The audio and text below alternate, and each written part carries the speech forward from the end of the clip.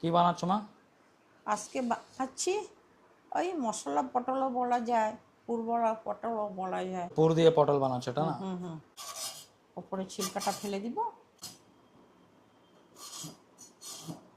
মাঝখান থেকে এবারে বিচিগুলো ছাড়িয়ে দিচ্ছি।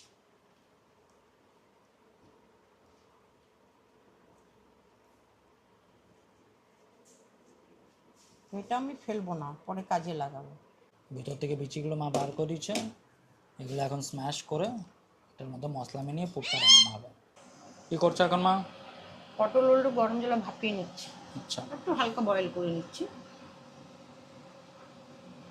পটলের পুর রেডি করছে। কি কি ঢেলেছো এটাতে?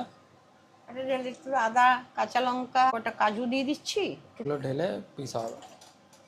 একটু নুন ঢালে দিচ্ছে, বাস পিসা হয়ে গেছে।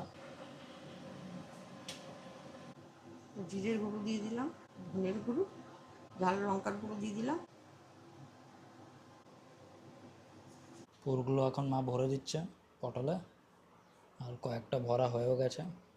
তারপরে এর মধ্যে কালো জিরা ছড়িয়ে দিচ্ছে। এবার এটা তেল গরম হয়ে গেছে, এবার দিয়ে দিচ্ছি এক এক করে।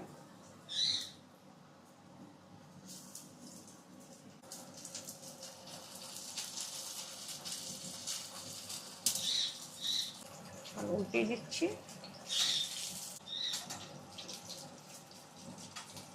পটল বারবার ফ্রাই হয়ে গেছে।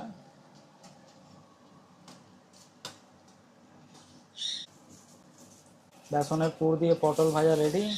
আপনারা এটা শুধুও খেতে পারবেন আর ভাত দিয়েও খেতে পারবেন। আর জানাবেন আমাদের চায়ের সঙ্গে খেতে পারবেন। কেমনি লাগছে, বিকেলে ইভিনিং স্ন্যাক্সের চায়ের সাথেও খেতে পারবেন। আর কমেন্টে জানাবেন অবশ্যই কেমনি লাগলো, ট্রাই করে জানাবেন। আবার দেখা হচ্ছে অন্য রেসিপিতে, ততক্ষণের জন্য বাই, টাটা।